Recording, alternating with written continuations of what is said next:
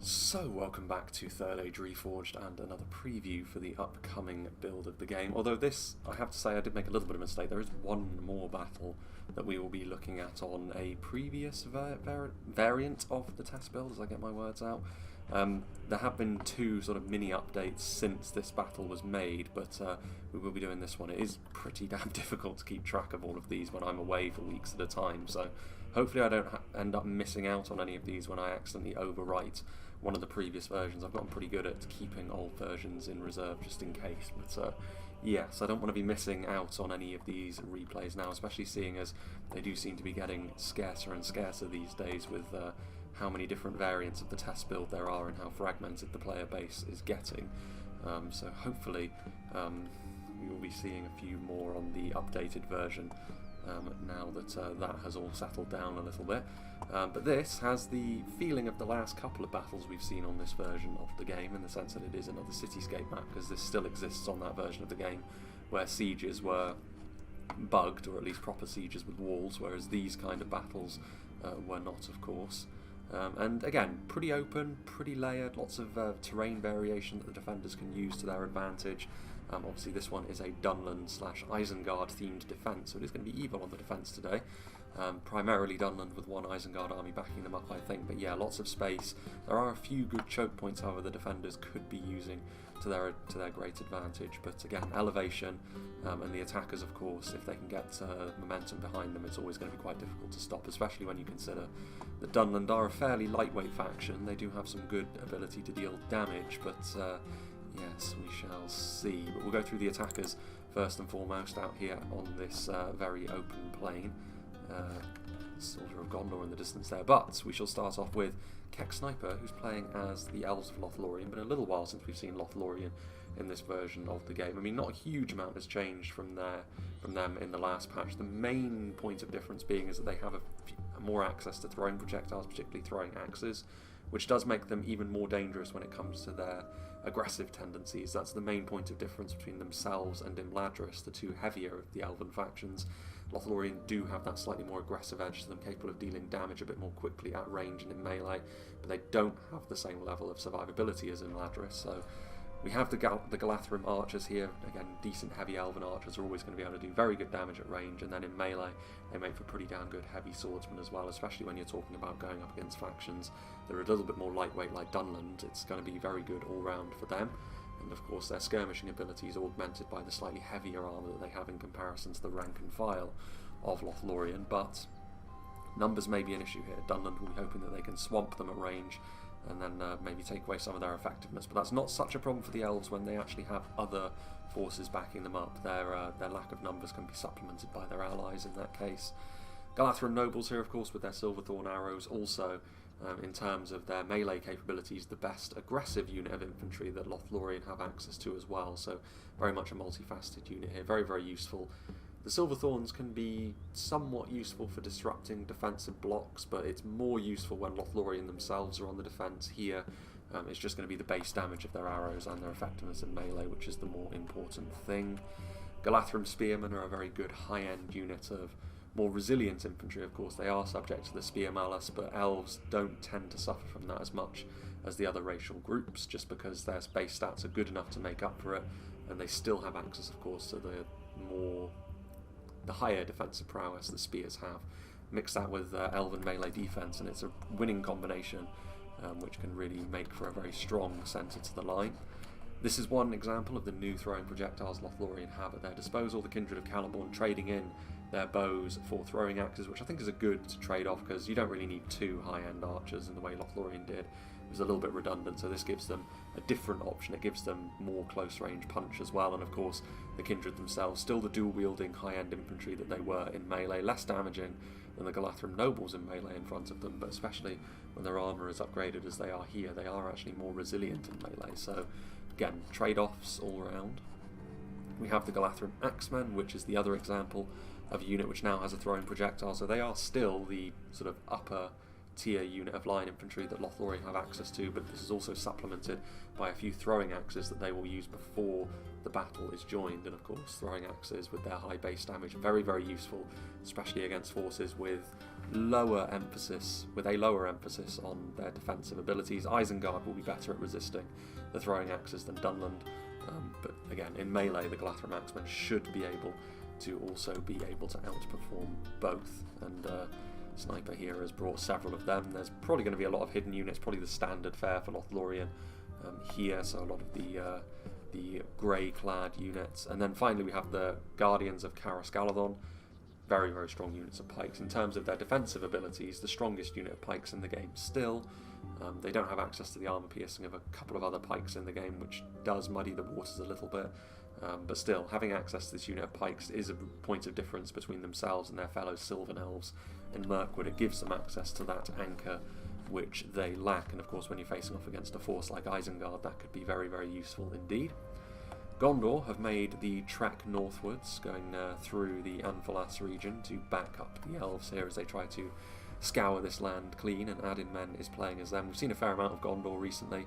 Obviously they are a very classic faction from the game, and very useful when you're on the attack like this as well. Obviously Gondor, among the human factions, some of the most resilient thanks to their armour and just their overall faction focuses. The armour piercing that certainly Dunland and also Isengard to an extent have access to will be good against Gondor, as it always is. But when you're on the attack, you know, the ability to shrug off more projectile damage and just having a few more numbers to help supplement the elves makes for a pretty good combination. Fully upgraded Gondor infantry here as well with their numbers will be pretty good in melee against most of, especially what Dunland have to offer. Some of the higher end Isengard units will be able to outperform them, but the basic Isengard units will not, and that is important. We've got the Veterans of Osgiliath here again with their gold level armour upgrade. Fantastic in a skirmish fight, and that is what you want from your Gondorian player if you're fighting alongside them. You want them to be able to dominate the long range skirmishing.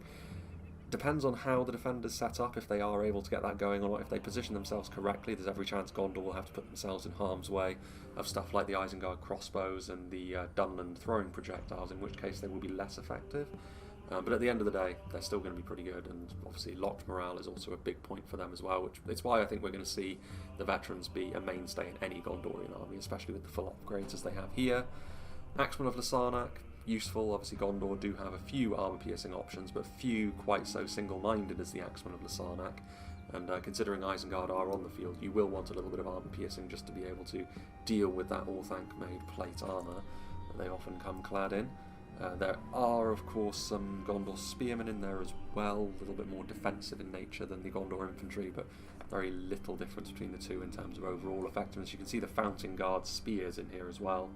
Again, more aggressive than they used to be, but perhaps that's a good thing in a situation like this. There's Pelagia Marines. There's also the Vanguard of King Elisar in there as well, a fantastic heavy swordsman, which is something both Dunland and Isengard lack, at least in these terms. The Nazkai, of course, more of an aggressive armour-piercing kind of infantry, more in common with Axemen in spite of the layout of their weaponry. I'd be very surprised if there weren't Citadel Guard in here as well, with their javelins combined with the strong melee stats as well, but a real blob here that Adin Men has set up. Moving on, we have Rohan, played by Django. It's been a little while since we've seen Rohan. It's good to see them on the field. I mean, more likely to see their increased effectiveness on an open field. I mean, there is an open field aspect to this battle. It kind of depends on how the initial fight is going to go if the defenders do want to sally out. However, Rohan's presence would probably make that less advisable, but Riddermark Axemen, more of a basic armour-piercing unit this, but still useful against Isengard, of course. Again, Rohan and Dunland, the classic rivalry, and of course against Isengard as well, so we shall see how they get on. Westmark Spearmen, an upper tier unit of spears, and you can see only 123 of them, so reasonably expensive, but a good unit for Rohan to have on the front line. Of course, they do lack the higher armour values of Gondor, and they lack the higher melee defense values of the elves, but having a unit that can really hold its own defensively on the front line like this makes up for that, and it allows Rohan's more aggressive infantry to then last a little bit longer and do the business. Just in behind, got a couple of units of Eastmark archers, reasonably cheap.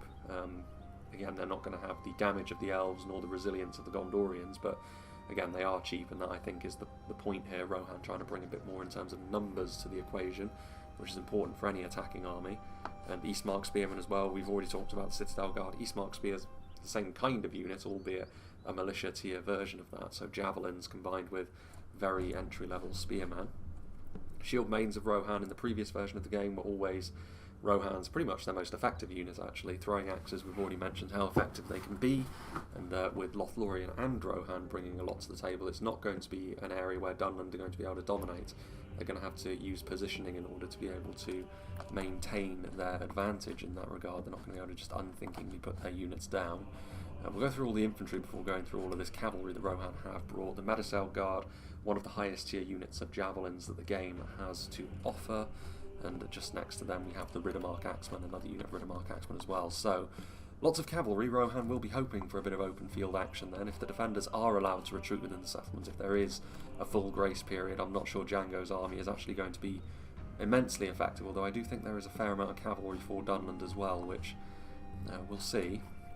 Red Shields of Erkenbrand, a higher end unit of horse archers, should be pretty good at trading back and forth with the Dunlanders. Dunland, of course, not well known for their defensive prowess either. It's where, it's a faction Rohan actually do have the edge against in that regard.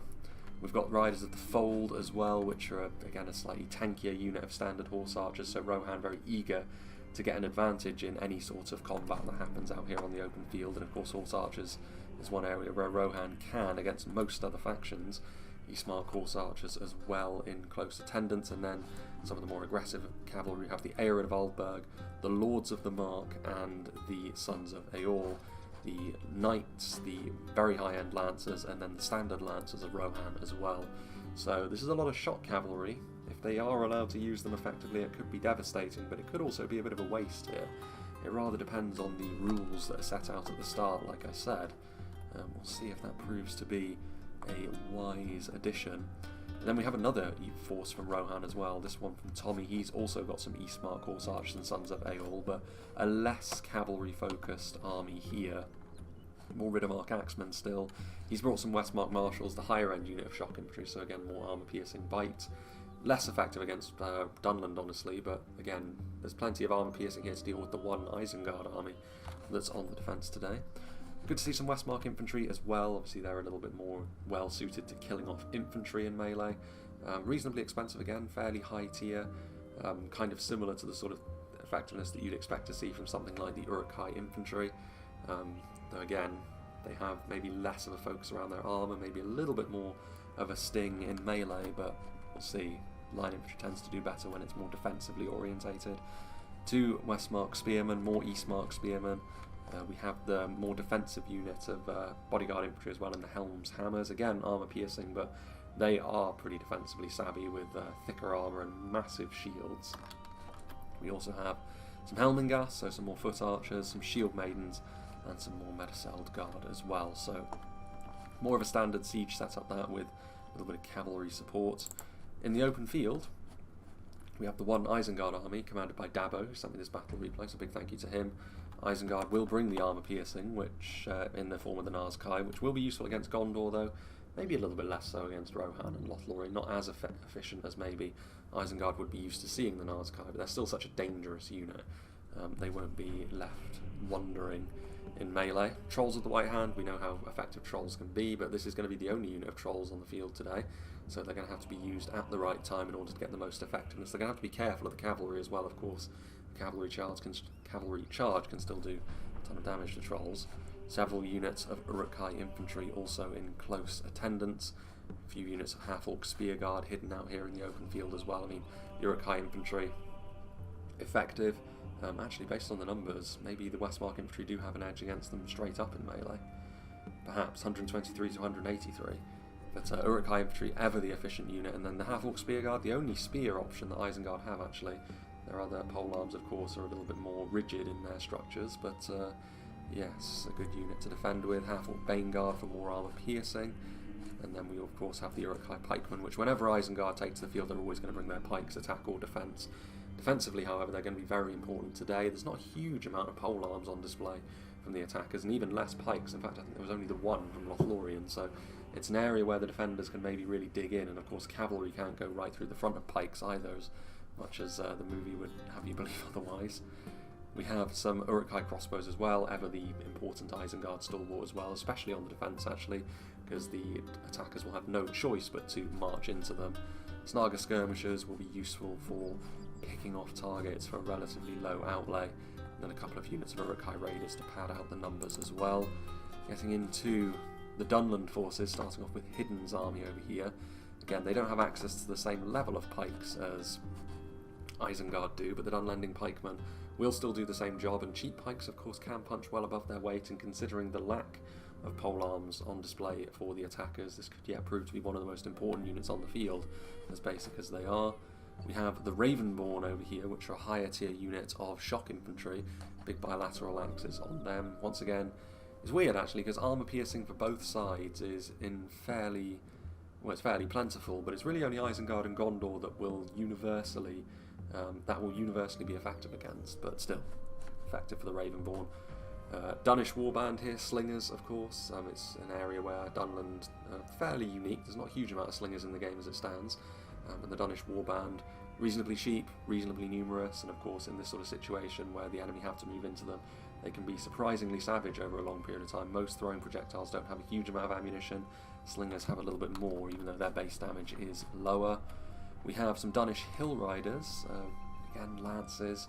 I don't know how effective they're going to be considering the amount of Rohan cavalry on the field. I think it's probably going to be better for the defenders today to be a little bit more conservative with their cavalry and wait until later. It's a risky game to play. It's a risky game bringing cavalry at all, of course, for both sides. So we'll see who it pays off for. Half-orc Axguard are hidden. We've got some Dunish huntsmen in here as well. Of course, as the defenders, you have to bring archers of some description, no matter who you are. Except maybe Angmar, maybe they can get away with it. But Dunish huntsmen, in a skirmish fight, they're going to struggle against pretty much any of the attacking factions today. Even Rohan with their Helmingas are going to be able to do a pretty good job. I mean, the Dunish huntsmen can do decent damage for the tier of unit that they are. They're reasonably numerous, but positioning is going to be everything regarding how effective they can really be. Beastmen are hidden. They've been pretty effective most times we've seen them. The Beastmen of Dunland are also hidden among these mounted Ravenborn wardens.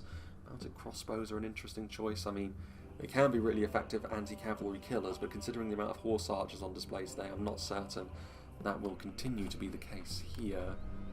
More Beastmen, and then some of the standard Dunlanding clansmen and Ravenborn wardens over here as well. So the Ravenborn at the head of the Dunland army in terms of their melee and ranged and mounted divisions. Then we have Y2K86. He has also got some Ravenborn over here.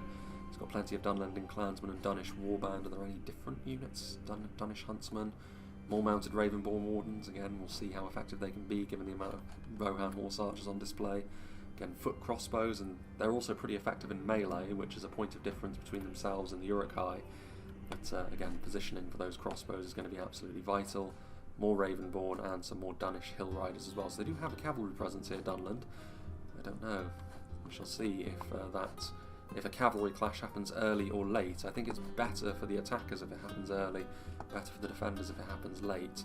Oh, and there is actually another Isengard army, I apologise, 2 and 2 split.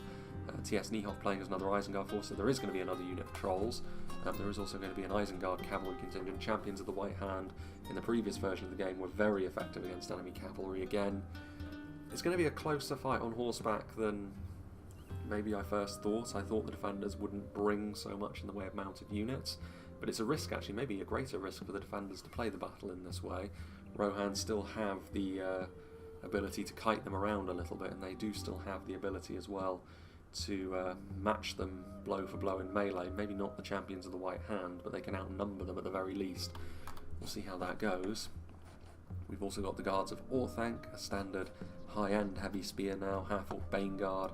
Uruk-hai Berserkers are a nice choice. I mean, 3 hit points, and as soon as they're gone, of course, they fade away pretty quickly. But while those 3 hit points are up, they can be really devastating against most of what they face. Better against armoured units, but they will still be a problem for Rohan, given that melee defense isn't exactly Rohan's forte either. And then we have more Uruk-hai crossbows, unsurprisingly, some more Uruk-hai raiders. Nazkai in amongst the mix as well, plenty more Uruk-hai pikemen, raiders and Uruk-hai infantry, so similar feels to both these armies, only this one bringing some champions of the White Hand and some Guards of Orthanc to help shore things up. And I think that's probably a good choice as well. So all of these industrial pits already. I don't know how much of a cut there's going to be given the cavalry that's on display. I don't know whether we're going to see a pretty quick start to proceedings or whether there's going to be a lengthier cut as the attackers trudge their way into position and the defenders make their way back into their settlement. But yeah, we'll see, I suppose. I'll rejoin when the battle is about to begin. So I suppose we shall rejoin here with the Gondorian army stacking up just behind the Dunlanders that have made their way in here. I honestly would have rated it pretty highly if Gondor just slammed into the side of Dunland as they were moving along, because they were dragging their heels a little bit. It's one of those pet peeves of mine, really, where the defenders can get away with being extremely slow as long as it's within the rules. But yeah, I would have rated it if Gondor were allowed to actually take advantage of the fact that Dunland were taking quite a while, especially seeing as Isengard managed to get into position far before them, but it is what it is. So Gondor are going to be taking the responsibility for this position, which is kind of interesting. I suppose they can sustain themselves on their own a little bit better than the other factions can when it comes to sustaining a lot of ranged pressure, but Gondor would also be quite useful to have in tandem with the others for that very same reason. Elves starting to make their way forwards as well, so Rohan going to be leading the way from the front with a little bit of elven support on the periphery as they make their way forward. Some units already tired indeed. You can see moving forward some Eastmark horse archers as well. It's also worth confirming, I suppose, that there was a fairly hefty grace period in this battle, so Dunland and Isengard were allowed to fully put themselves back into the settlements, and I think this does pretty heavily play into their hands, more than it otherwise would, especially considering they have been conservative with their cavalry, which I think is the right move. It does take away, especially a little bit of the effectiveness from Django's army being as cavalry heavy as it is. A lot of it being horse archers means it can still be used in a more traditional archer way, but horse archers are a pretty inefficient method of engaging in such things, so we'll see if that ends up paying off. But I don't know, late on we may see the cavalry really come into its own for the Rohirrim, but for the time being I think the defenders will be pretty pleased seeing what kind of compositions they're going at. The Eastmark horse archers will be moving in. I mean, if nothing else, the Eastmark horse archers can be retreated more quickly as a result of their speed and manoeuvrability, but the Danish huntsmen already going to be firing into the riders of the Eastmark here. And very quickly we're seeing them tumble down. Regular horse archers like this, already shaken as well, too far away from their support. So, not the best of starts here from Rohan. I really do hope that we do get to see cavalry such as that used in a more effective manner throughout the development process for this new patch, but for the time being, this battle may not be the best arena for that to be the case. Gondor spearmen moving forward, the first melee engagement of the battle happening with the half-orc spear guard of Isengard blocking their path. Of the two, the Gondorians should have the edge here, although it is spear on spear, mid-tier spear on spear as well, so neither side is going to have a huge advantage, and Isengard can more easily put reinforcements in. Uruk-hai crossbows in a very good position indeed, albeit Athelian Rangers shooting at them, and this is definitely worthwhile from Gondor. The Athelian Rangers may not get a better choice of target than this throughout the entire battle. Even if you don't kill them all off, the DPS of crossbows can be a real problem if you don't deal with them, and the base damage of those Athelian Rangers will punch through the Isengard armour quite nicely. There's a couple of units of them as well, but Gondor struggling a little bit in melee now. More Isengard units on the way forwards. And the elves also on the way forwards as well. I mean, Danish warband, Danish huntsmen as well.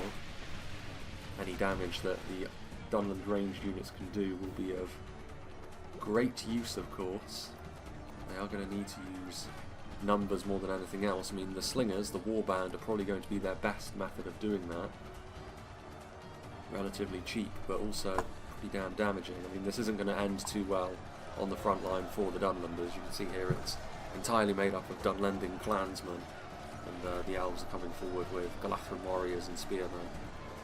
It's going to be a fairly easy task for them as it stands.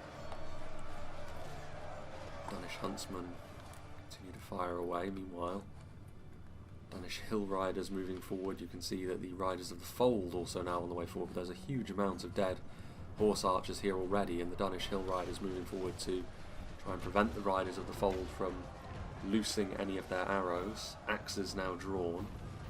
I think I mean, based on the support they're getting, yeah, the Riders of the Fold. This clearly isn't working from Django. He is going to need to try and come up with a new tactic. I know he's got a lot of cavalry, but if he continues to do this, he's just going to hemorrhage his manpower for no good reason. And then over here, a little bit separated perhaps from the rest of the attacking group, we have Tommy, who is also having to deal with champions of the White Hand, counter-charging into his Eastmark spearmen, who may be spears, but lighter spears like this, if they get charged into by the heaviest of cavalry, often end up taking very heavy losses on each charge. Eastmark Horse Archers coming forward, Westmark spears. I mean, there are a couple of dead champions of the White Hand, but nothing too significant. It is probably the best unit to move forward as the first ones, though, because if no response is forthcoming, you can at least use their javelins and try and soften the Isengard lines up a little bit. Uruk-hai crossbows in a decent position as well. A little bit more open over here on this side of the map, though, compared to the other. I don't know who that favours, really. The Uruk-hai crossbows are maybe a teeny bit more exposed for any of the Rohirrim archers to try and go after them, but see there are several of the Eastmark Horse Archers falling as a result of that. Westmark Spearmen trying to get up against the wall to prevent the crossbows from hitting them, but there's crossbows on both sides, so I don't really think there is any respite for Tommy here.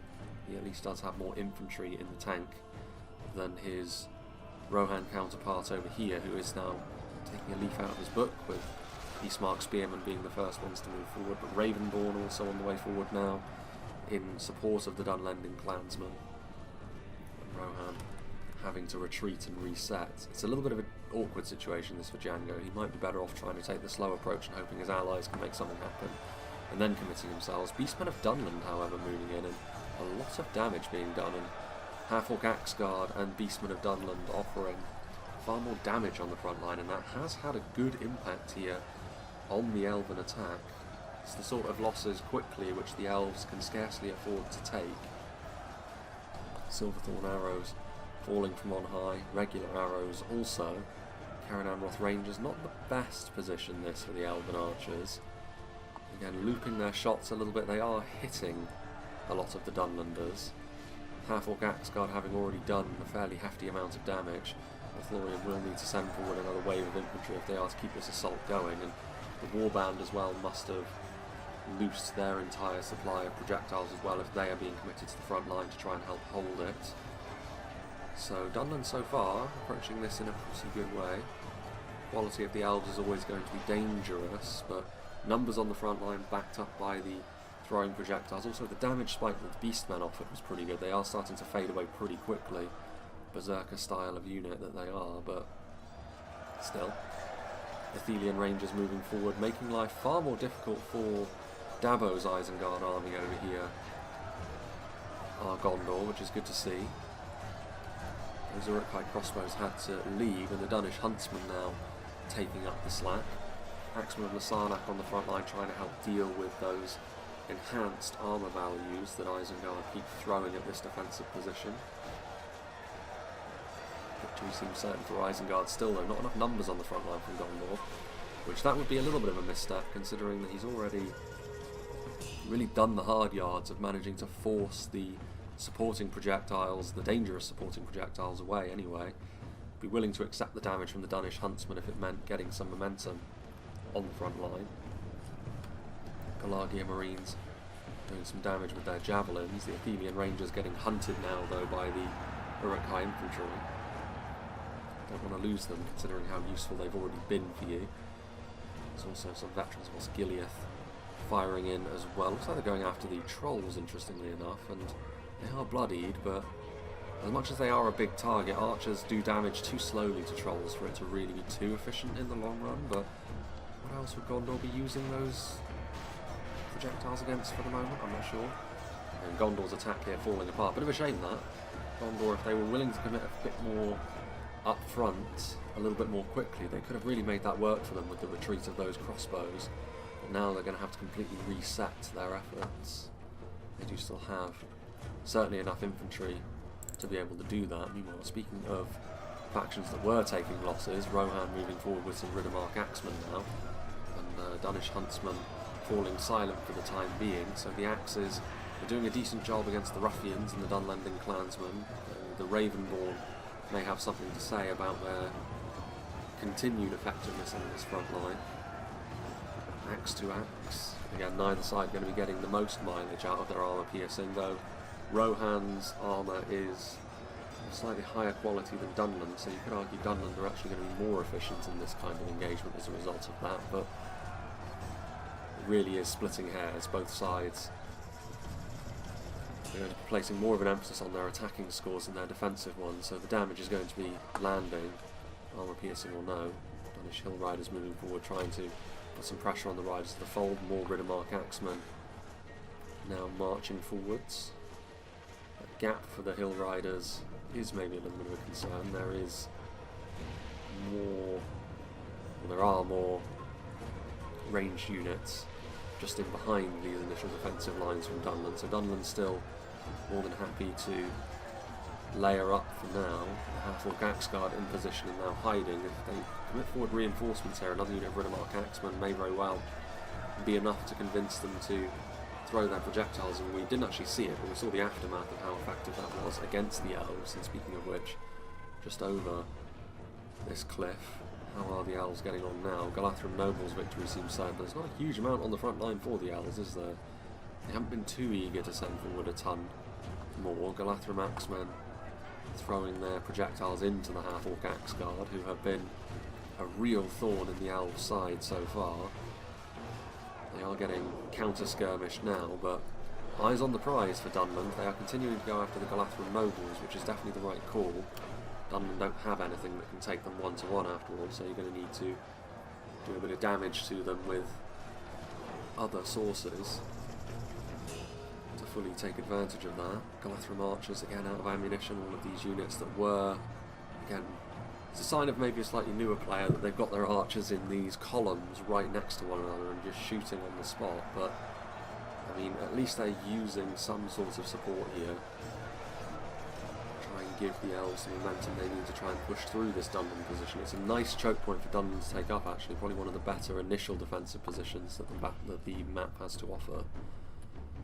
And still, the only fight over here, adding men not committing reinforcements forward yet, and maybe a bit of a mistake. If these Pelargia Marines still have ammunition, it's definitely a mistake, because these Uruk-hai infantry are going to finish them off, and you can't afford to be wasteful when it comes to those kind of resources. Meanwhile, a little bit more of a hefty push over here. Rohan going pretty hard in for Isengard over here. Uruk-hai crossbows loitering with intent. The archers, both on foot and on horseback, trying to offer their support, and it is necessary because Isengard of course can block the way with pikes and Rohan cannot respond with their own. I mean, this is a big moment in the battle, this. If this works out for Rohan, if they are able to bludgeon their way through Isengard, even if they're able to cause Isengard's defensive line to fracture, that may be enough to convince Dunland to send over some units to support, and that would be the green light for his Rohan ally, Django, to also start moving forwards as well. So a lot of armour piercing on the front line for Rohan. Riddermark Axemen and Westmark Marshals. Also, we've already taken note of the quality of those regular Westmark units, probably a little bit more than the Uruk-hai now. And as a result of that, Isengard are struggling a little bit here. They are dependent really on their pikes to actually be doing the heavy lifting here, and hitting the helms hammers. That's the kind of unit which really will make a big difference, and you can see that they are trying to push their way through. This is the green light for the Uruk-hai crossbows to start firing as well. Of course, if this front line does collapse, it may be a good opportunity for Tommy to use what cavalry he has as well. The helms hammers really burrowing deep into the defensive lines, the Westmark Marshals following them in for another spike of armour piercing damage. And this is more like it from the attackers. They're willing to sink this up across the field, then it could really put the defenders under the pump. Smart spears and shield mains of Rohan also offering throwing projectiles in, and you can see the effects that all of these supporting units from Rohan have had. There are Uruk-hai berserkers on the front line, but the pikes are now very thin on the ground, and that was always going to be the main challenge for Rohan to overcome, and it looks like they've done that. The now thing that Rohan will be looking at is their own survivability. They don't have the same level of staying power as the likes of Gondor. Will they be able to stay standing long enough? Isengard, of course, with their armour and defensively minded units, are maybe a little bit more well suited for the long haul, but it's whether or not they can weather the armour-piercing storm here. And the Helm's Hammers have, there's only 17 of them remaining, so it was a bit of a sacrificial play from them, and now in come the Trolls. They're in slightly fresher condition than Davo's Trolls on the other side. They haven't been hit by anything yet, but the amount of aggressive units Rohan have. The support now coming in from Isengard. Dunland also sending over a couple of units in support as well. Dunnish Hill Riders managing to get in amongst the Shield Maidens. Medicel Guard moving forward again. You can't really afford to allow Dunland to use their cavalry like this, especially with the amount that Rohan have invested in their cavalry. They need to be utterly dominant in this area. I don't think the Dunnish Hill Riders are going to have too much fun here. Champions of the White Hand being forced on the defensive as well. There will be spears on the front line. Also, Sons of Eorl have that anti-cavalry bonus, the mounted crossbows as well. Rohan trying to replicate things over here as well against this Dunland front line. Dunnish warband in place as well as Dunnish huntsmen. Of course, the heavier cavalry focus means Django is unlikely to be able to sustain this sort of advance as long as Tommy, but also the Beastmen of Dunland should be pretty effective against most of the Rohan units one-to-one.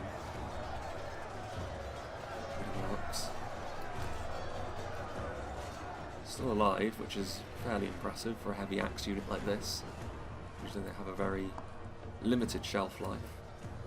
Shield Maidens, another unit of Riddermark Axemen, Westmark Spears, still have these reinforcements. Meanwhile, all of the cavalry now moving across. Perhaps this is the moment they're going to choose to try and breach the defences, try and force their way through a battered and bruised Isengard front line and flood through. If they're going to do it, they will need to be quick about it, because it's not exactly a subtle move to bring all of your cavalry over here all at once. More on that in just a moment, however. Gondor renewing their assault now, forcing back that one unit of Uruk-hai infantry, Uruk-hai crossbows back in position, the Trolls on the front line as well. Gondor, it's not all in the way that Rohan is, but it is a little bit more like it. The Trolls and the Isengard infantry will hold them at bay for the time being. Again, those crossbows still proving to be a real problem. And then the Elves over the hill also still being bottled up. Narrow choke point for them to go through, but a narrow battlefield is what the Elves tend to want, but still struggling against all of the supporting projectiles. Meanwhile, Shield Maidens still trying to offer their support to what remains of Django's infantry, but it's over here. They brought all of their cavalry over, now is there a way through?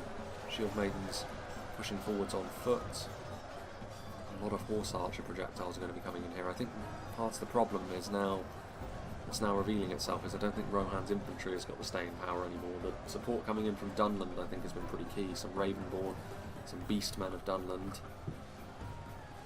Rohan wheeling all of their cavalry over here in support of one another, but if they don't have the ability to do anything with it, then that's a real problem, and I think the defenders might just be able to cling on here.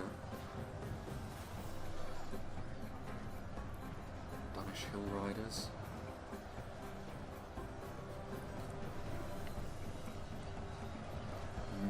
Champions of the White Hand also bumbling forwards. Come the Sons of Eorl. Arrows flying overhead as well. Riders of the Fold. Again, all of these horse archers, it's all well and good, but how much damage they're going to be doing? Are they choosing the right targets? They need to be going after stuff like pikes and Beastmen of Dunland. If they're going after anything Isengard at this point, it's not really going to be the most efficient thing to do. Crossbows still alive as well. Trolls at the spearhead. Victory still seems certain in places for Rohan, which is fairly impressive. Beastmen of Dunland struggling against the Shield Maidens. And then some routing cavalry units. Surely they don't have enough infantry-wise to be able to continue this assault for too much longer. So I mean, the attackers need some sort of victory here. You can see Gondor moving forward with some support as well. Gondor infantry try and help shore up the elven numbers a little bit. Cairn Amroth Rangers as well, but being held at arm's length by the pikemen. How much in the way of support do the elves have left, or did they dump it inefficiently earlier on? Dead Dunlanders at the tip of that cliff over there. Uruk-hai Raiders, as if in response to the Gondor support, Isengard also offering a little bit of support to the Dunlanders that still hold this position. A lot of throwing axes coming from overhead, so Lothlorien do still have a little bit more. Trying to whittle down the Uruk-hai Raiders as they arrive. If they can get to the pikes though, that's the one they want to be going for. That was the Isengard General, I think. T.S. Nihof's General. Guardians of Carrascaladon. Still have some very high tier units, Lothlorien, but not many of them. A unit of Cairn Amroth Rangers. 2 units of Cairn Amroth Rangers is an interesting choice. I think that puts you into the red limit for them, which is not particularly worthwhile, unless the player was under the impression that body piercing was still available to them, which of course it is not. Gondor moving forward with ever increasing purpose as well, and the Lothian Honour Guard now on the front line. Combination of defensive prowess and armour piercing damage. Exactly what the Doctor ordered against Isengard here. Trolls still struggling to clear a bit of space. Gondor don't really have anything in reserve anymore, only a single unit of veterans of Osgiliath though. I think that would also mean that Isengard don't have the greatest amount in reserve either. There's still Baneguard, Uruk-hai Pikemen and Narskai.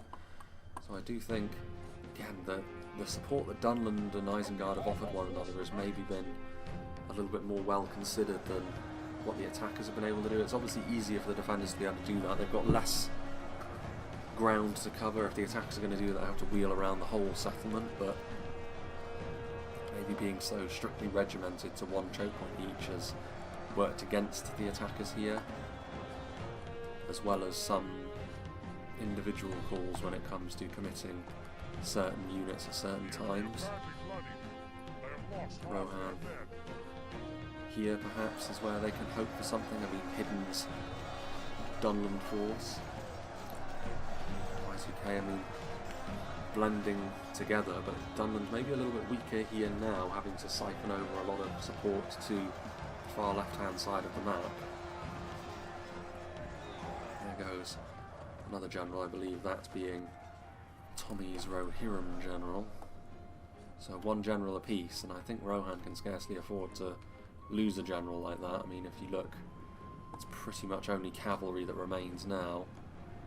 It's a very violent fight that took place over here,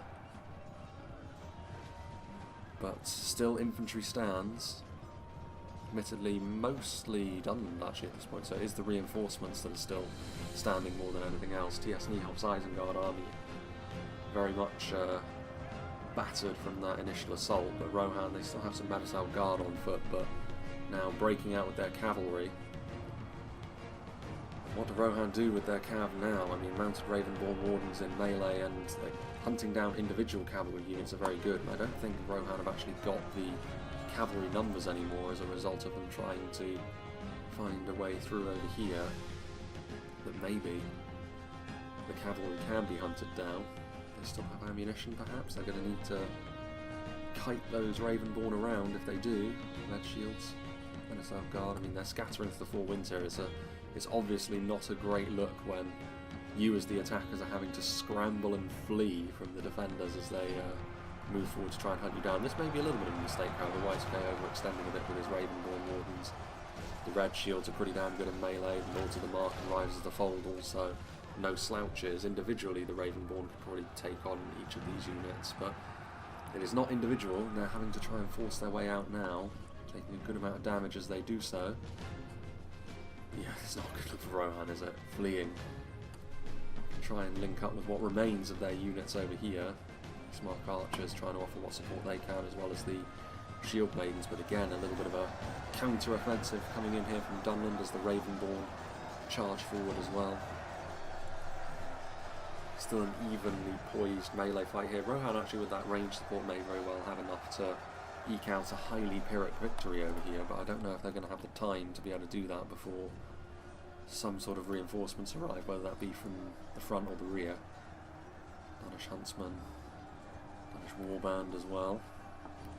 So this battle is going to live and die based on its initial choke points.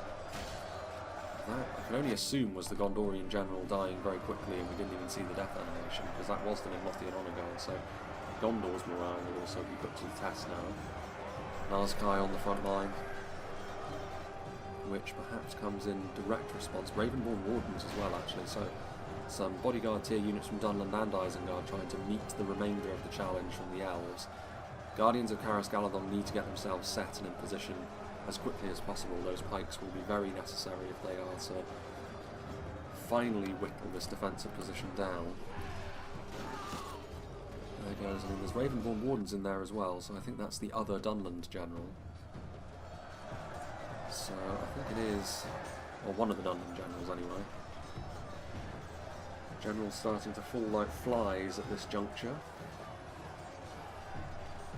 Gondor, combination of the Vanguard and the Lothlorien Honor Guard, so the bodyguard Gondor units starting to do the business here, and Isengard's more limited forces. Of course, those Nazkai were committed against the elves. That may yet prove to be a bit of a problem, as it will give Gondor perhaps the way deeper into the settlement that the attackers have craved for so long in this fight. Vets of Osgiliath. High crossbows as well.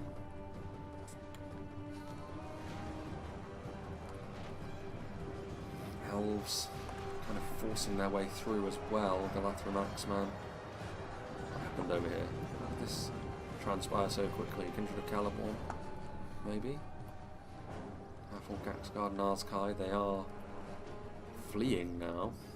So I mean, as much as pretty much throughout this entire battle the defenders have had it all their own way, I think they're doing perhaps the smart thing in the long run. They're consolidating their forces, trying to make the most of all of the gains that they have made. Whether they can actually make it back now to those defensive positions, I mean, they can take the long route round.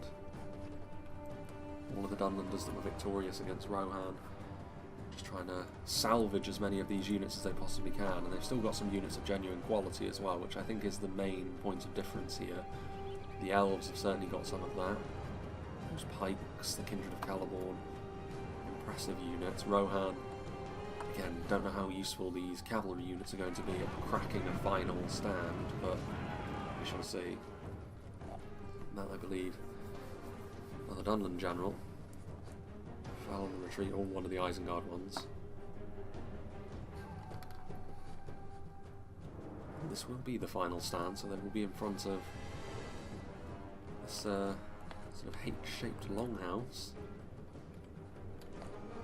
They will have two angles to try and defend, unless they're intent on trying to hold this area, but I probably wouldn't recommend that. The two choke points at the side seem to be the safer bet, I would suggest. I mean, we are into the final 10,000 frames now. I mean, the defenders are ahead, but only by 1%. It's maybe not the sweeping advantage you'd expect. Of course, the attackers' aggression often does serve them well. And I think in particular Tommy's aggression, as much as it may very well have cost his army pretty dearly,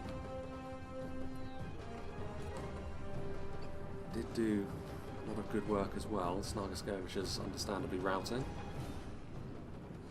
But Rohan, I don't think, will be the main protagonist from here on out. It will need to be Lothlorien and Gondor to see the attackers over the line and complete the comeback. Wait a minute. What's going on over there? How did he get up there?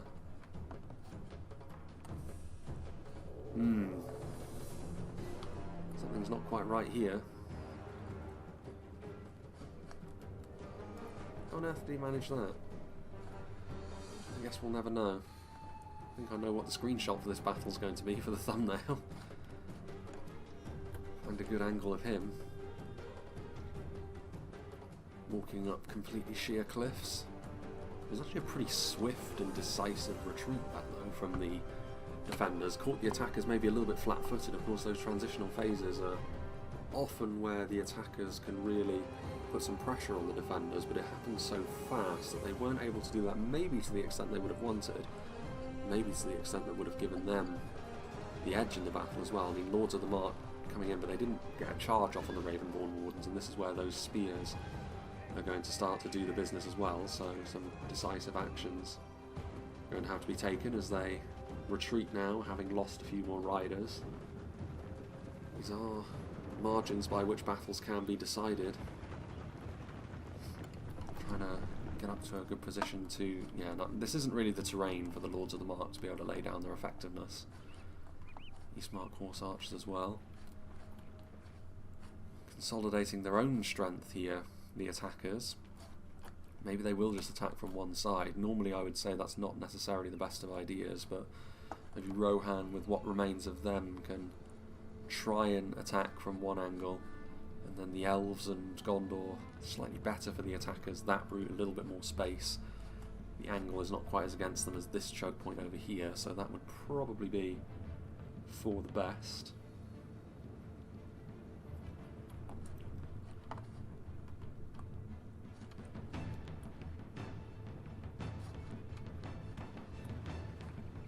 Still have better Isengard, bloodied as they may be. I don't know how many of their javelins they were able to use in the absolute pandemonium that happened over on that side of the field.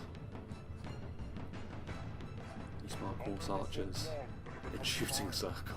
Only 3 of them. I mean, why not? Any kills they get would be a bonus.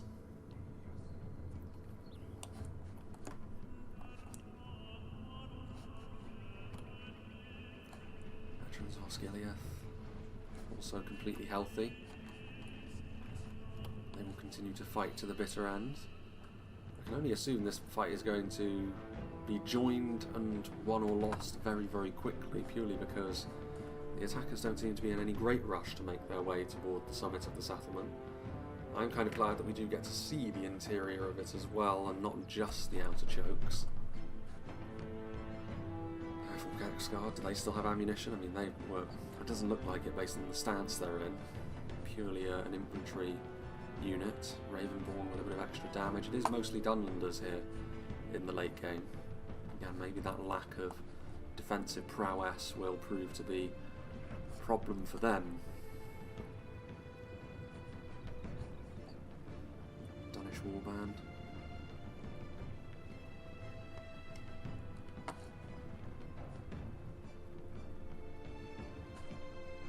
Still some Isengard forces left, but it's looking like the crossbows are now being used as a melee weapon with that bayonet. Guards of Orthanc as well. Nazkai are still somewhere around here. Yeah, 60 of them. Quality at this late stage can really prove to be the main point of difference, purely because of how battered everyone's armies tend to be. Supporting units as well, though. There's probably not a huge amount of ammunition left to the defenders. Maybe a little bit from the Danish warband, but given the extra ammunition that slingers tend to come with, but I don't know.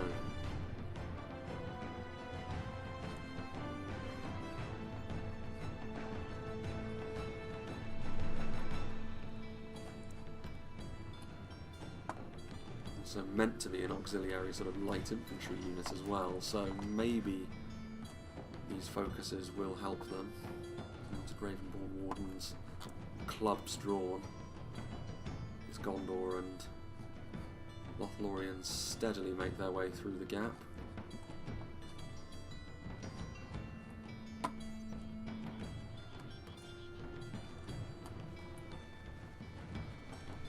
They've still got their archers, or their bows drawn, Eastmark Archers as well, as much as they may not be the most damaging unit in the world. Any sort of range pressure that the attackers can put on the defenders at this point, given how close it is, could be absolutely vital.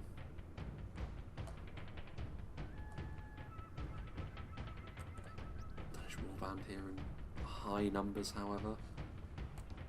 Spent a long time stacking this assault up now.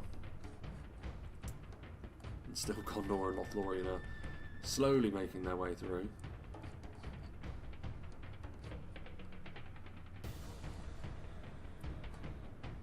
cavalry? Lords of the Mark. I mean, they could be used as a unit to make things awkward. Now the East Marks do start to fire in. They can go after stuff like the Ravenborn, that would be something, although at this point just volume of kills I think would be worthy in its own right. The Dunish Huntsmen, you can certainly rack up a few kills on them. And even those percentages up a little bit, try and make it all about quality. And when it comes to quality, you back Gondor and Lothlorien over certainly Dunland, but also Isengard really. Narskyle may be scary, but stuff like the Kindred of Celeborn offer a little bit more finesse in this kind of situation. Lothlorien do have their units forward now. Gondor still very slowly making their way forward. Danish Warband, this is risky. Move around the corner and try and take a few pot shots at the elves.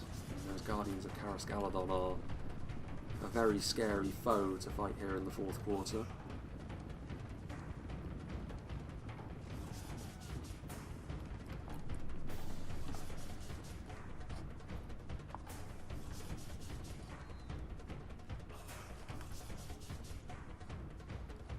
Notice how guards still have those javelins as well, let's not forget.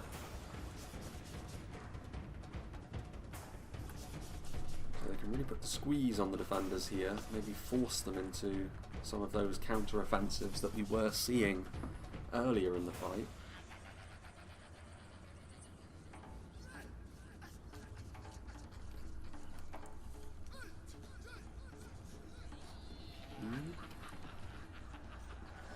Well, I thought they were going to take a slightly slower approach, but I guess not. Half-Orc Axeguard, although they were hidden, weren't they, so maybe they just popped into view unknowingly, but the Riddermark Axemen probably will fancy their chances actually against Half-Orc Axeguard, certainly with a bit of support coming in from the Westmark Spearmen in behind. And armour-piercing damage, of course, the Half-Orcs do have armour that they depend on for their survivability. One element of the Dunland army where armour-piercing will be put to its fullest use. And over here, Veterans of Osgiliath suddenly surging forwards with the elves in tow as well. Half-Orc Axeguard once again over here. Lords of the Mark finding a gap. Can they keep all of these gaps closed? Dunish Warband managing to fire a volley or two into the back of the Galathrun and the Vets of Osgiliath. Would come in Lothian Honour Guard and what remains the Fountain Guard as well though. Lords of the Mark taking damage each time they do this, but there's not really any dedicated anti-cavalry units around here, so may as well go for it. Danish Warband and charging forward now, trying to keep the attackers contained, but it's looking better and better for the attackers as the battle goes on, as is very often the way in these siege battles. It's pretty grim for them early on, but as it continues, South Guard loitering in behind. Kai now being added to the front line as well. Maybe probably would have been better off sending them against the Gondorians given the armour that you need to crack through. Rohan, that's less of a concern.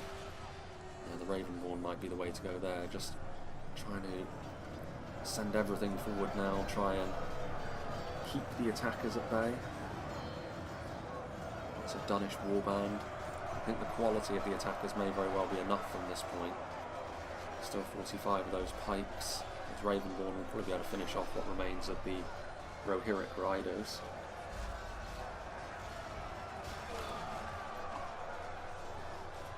Kindred of Celeborn still with their own projectiles as well.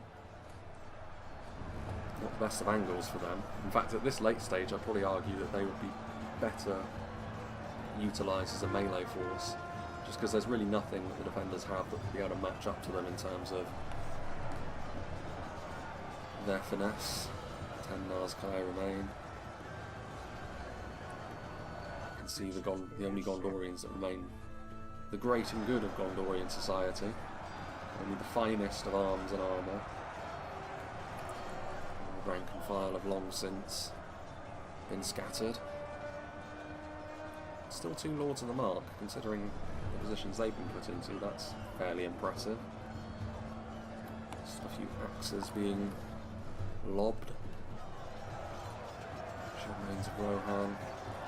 Defenders looking like they may very well be successful over here, but that was always kind of likely to be the case, considering Rohan were in a worse way than their allies. They were here purely to distract some of the defenders and force them to split their attentions.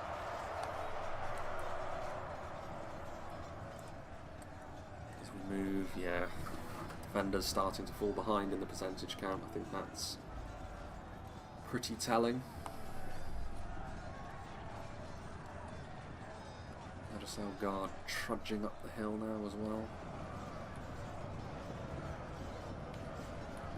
And Lothlorien on a guard.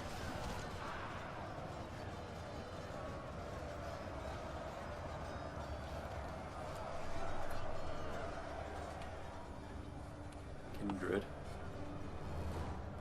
getting into a better position here from Sniper.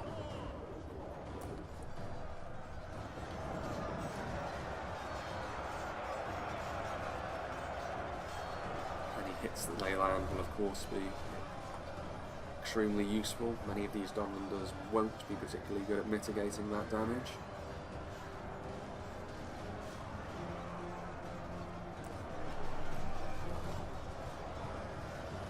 And the quality on the front line here too much, I would say. Trying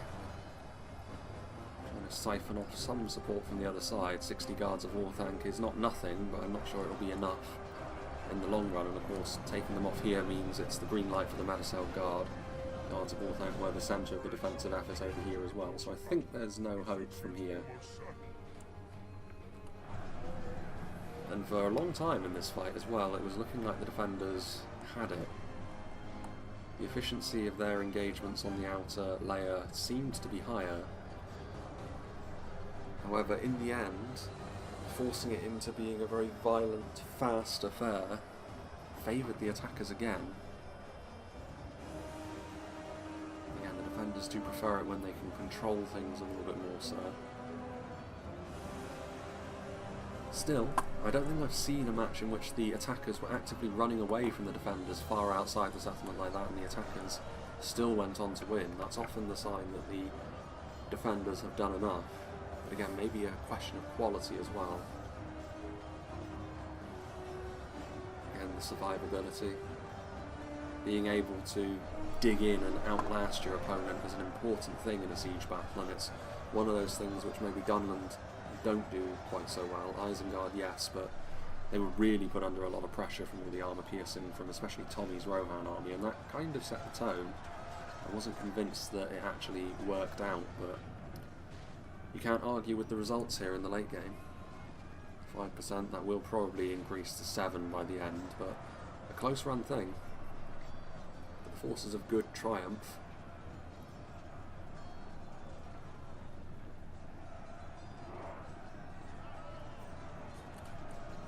Here go the Ravenborn.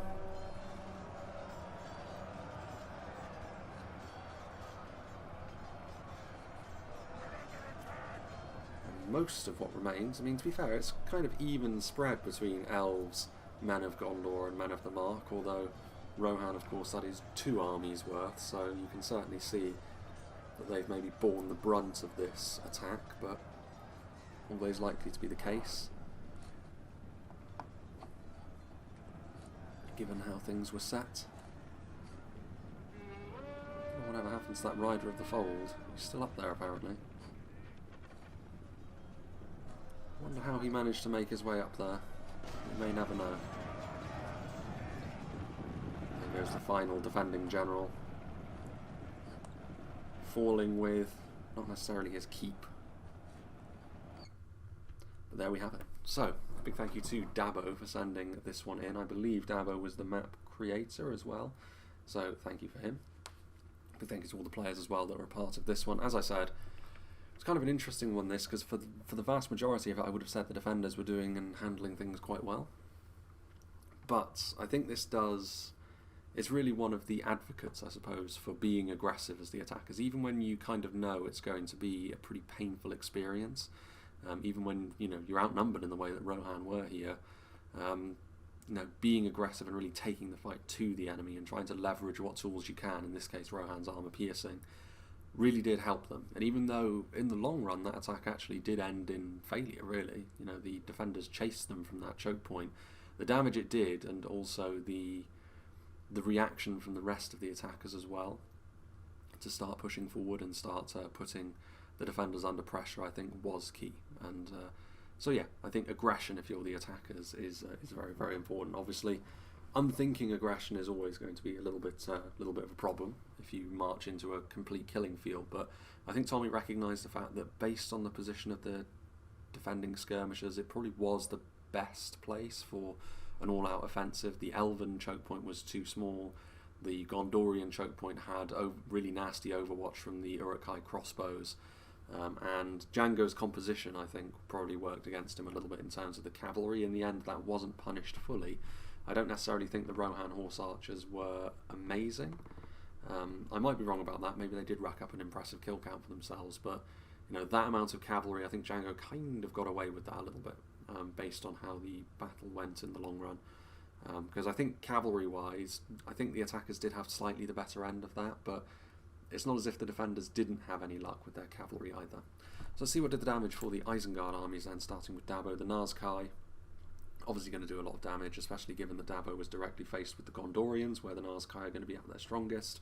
Trolls of the White Hand as well, in spite of the hits from the archers they took early, were always going to rack up a pretty quick kill count as well. Rank and file Gondorians are more designed for efficiency and defensive stats rather than offensive ones, and that's not what you want to be against trolls. You need to be able to burn them down pretty quickly, and that's not what Gondor infantry and spears are particularly good at doing. So not too surprising to see them get a good amount of kills. 242 kills on a unit of Uruk-hai infantry. That was probably the one that was allowed to feast upon those Pelagia Marines completely unopposed for probably a little bit too long. But the rest didn't do all that well, so that was probably when Gondor started to turn up the heat a little bit with their own high quality units like the Fountain Guard and Lothians. Crossbows did quite well, as you would expect, the backbone of any Isengard force. Pikemen, not very many kills, and indeed Dabo's defensive line, we didn't see utilise the pikes as much. I mean, the Uruk-hai pikes in general I thought were pretty well dealt with. The pikes for the defenders across the board were pretty well dealt with. That's another point in favour of the attackers. Snaga skirmishers, that's okay considering how cheap they are. 122 is not a bad return on Uruk-hai raiders as well, given the situation. Champions of the White Hand, 377, another sign that the defending cavalry was used pretty well, I think. Neither side really dominated the cavalry stakes, which is why I'm kind of surprised still that the attackers managed to win, considering how much they put into their cav. But again, maybe it's a sign that those horse archers did do okay in the long run in terms of kill counts. Uruk-hai crossbows, that's maybe a little bit less impressive from T.S. Niehoff's army, but part of that is due to the positions that they had to take up in order to defend that choke point, and also how the battle turned pretty chaotic over there. Again, another point in favour of the extreme aggression we saw. Less impressive from the Nazkai, again, based on how bloody that fight was. Guards of Orthanc, Berserkers, yeah, a few units getting 166 is pretty good on Spearguard, 199 is very good for Uruk-hai Raiders as well, but some units underperforming, some units overperforming, but not enough of them overperforming for the defenders here, you would say, as a result of that very big push that Rohan enacted. So yeah, I think ultimately you'd have to say probably the right result in the end, a reward for really grabbing hold of your courage and moving forward, which is always a good trait for attackers to have. So yeah, big thank you to Dabo for sending this one in. Big thanks to all the players as well for being part of this battle replay. Once again, I have run the backlog supply for new patch content at the very least dry. I do actually have 2 battles on the old patch, which we will probably do one on a Saturday, one on a sort of optional Wednesday slot. I think that's probably what we will end up doing. And hopefully now, there was a recent hotfix made for this for the test build, so hopefully we'll see a couple of preview battles as well. I do have a few concerns, but maybe we'll talk about those later on in the year when I know that I'm not going away again. Maybe we can do sort of a close of year wrap up, and we'll talk about some of my concerns, because I do think maybe a little bit more of a comprehensive overhaul of what I'm doing probably needs to be looked at, if at all possible. But we'll talk about that later. Again, it's the sort of thing for an end of year wrap up, really, and we're marching ever closer towards that regardless. So yeah, big thank you to Dabo once again for sending this one in, and I think creating this battle as well. Big thanks to all the players. I hope you enjoyed this, and I hope you'll join me